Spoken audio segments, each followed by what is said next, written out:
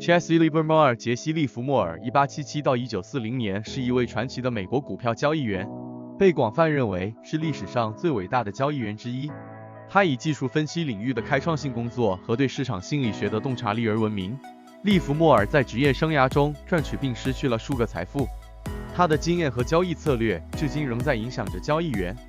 他开发了一种交易策略，重点是识别趋势，然后跟随趋势进行交易。以下是杰西·利弗莫尔交易策略的关键要素。识别趋势。利弗莫尔认为，交易员最重要的是能够识别趋势。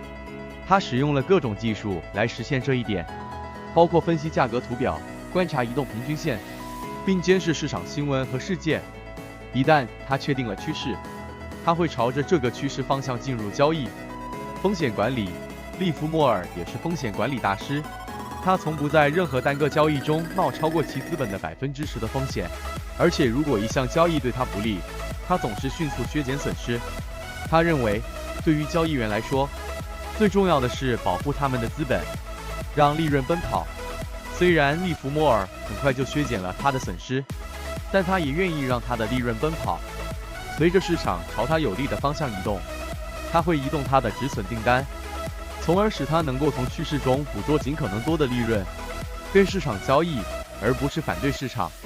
利弗莫尔认为，重要的是要跟随市场交易，而不是反对市场。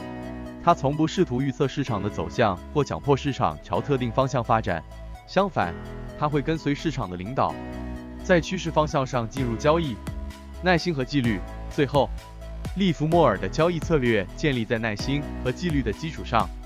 他愿意等待正确的交易机会出现，并有纪律地坚持自己的策略，即使市场波动或不确定。Jesse Livermore 以识别趋势和跟随趋势而闻名。以下是他识别趋势的一些方法。1. 价格行为。利弗莫非常依赖价格行为来识别趋势，他会寻找图表中的模式，例如上涨趋势的高点和低点，或下跌趋势的低点和高点。他认为趋势是你的朋友，很重要的是要跟随趋势进行交易。2. 移动平均线。利弗莫也使用移动平均线来识别趋势，他会查看50天和200天的移动平均线来确定股票的趋势。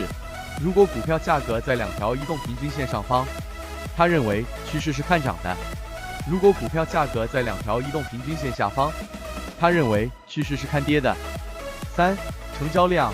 利弗莫还观察成交量来确认趋势，他认为高成交量是机构买入或卖出的迹象，也是趋势强度的一个好指标。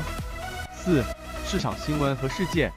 利弗莫也关注市场新闻和事件来识别趋势，他认为重大新闻事件可能会引起市场的变化，因此了解可能影响市场的经济、政治和其他新闻是很重要的。总的来说，Jesse Livermore 识别趋势的能力是基于技术分析和市场知识的结合。他依赖价格行为、移动平均线、成交量和市场新闻来确定市场的趋势，并会在趋势方向上进入交易。